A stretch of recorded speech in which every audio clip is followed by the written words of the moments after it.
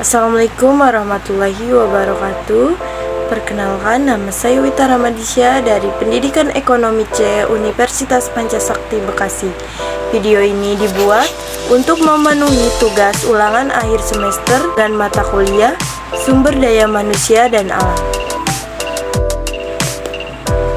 Coba jelaskan satu contoh perusahaan yang ada di Indonesia yang membangun sistem sumber daya manusia berorientasi strategi. Contohnya adalah Pertamina. Pertamina adalah perusahaan energi nasional yang 100% kepemilikan sahamnya dimiliki oleh pemerintah Republik Indonesia melalui Kementerian Negara Badan Usaha Milik Negara atau BUMN selaku kuasa pemegang saham. Ada begitu banyak cara yang ditetapkan Pertamina guna membentuk sumber daya manusia unggulan yang sanggup memenuhi segala macam standar. Secara umum bisa dibilang bahwa strategi pengembangan sumber daya manusia di Pertamina berfokus pada penciptaan karyawan atau pekerja yang berorientasi bisnis, berdedikasi, berkomitmen, profesional, dan profesion.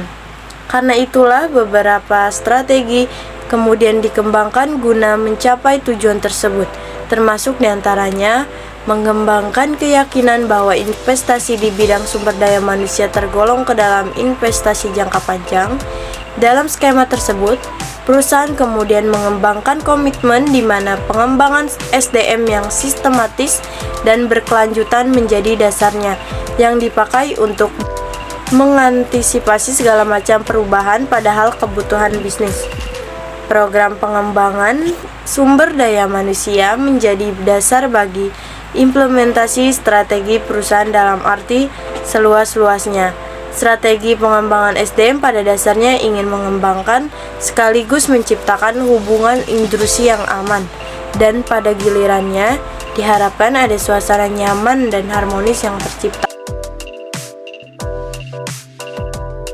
Pengembangan SDM difokuskan pada organisasi dan konsistensi pekerja, sehingga diharapkan para karyawan memiliki produktivitas, kinerja, dedikasi, keterampilan, serta kompetensi yang tinggi. Dalam soal perekrutan dan pengembangan kualitas karyawan, Pertamina telah mengembangkan program dan sistem manajemen karir yang didasarkan pada kinerja dan kemampuan.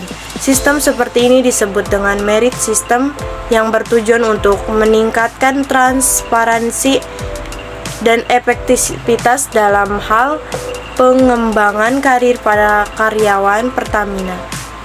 Misalnya, Pertamina menetapkan program yang berbasis pada nilai-nilai unggulan yang kemudian disebut dengan 5M, fokus, integritas, visioner, brilian, dan saling respect.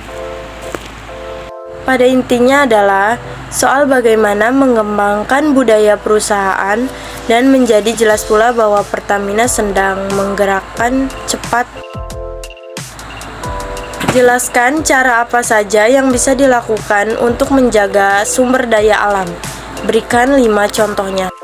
Untuk menjaga sumber daya alam menurut jenisnya dibagi menjadi 2. Yang pertama, sumber daya alam hayati dan sumber daya alam non-hayati. Berikut ini 5 contoh kegiatan menjaga sumber daya alam hayati.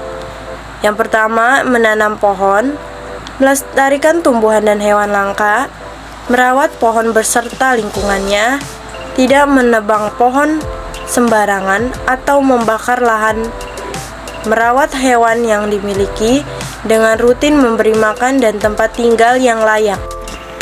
Sedangkan kegiatan menjaga sumber daya alam non-hayati yaitu menggunakan kendaraan umum untuk mengurangi polusi udara, menghemat air, tidak mengeksploitasi sumber daya tambang. Baiklah, itu saja pembahasan terkait sumber daya manusia dan alam. Terima kasih untuk teman-teman yang sudah menonton video kali ini, dan selamat jumpa di video selanjutnya.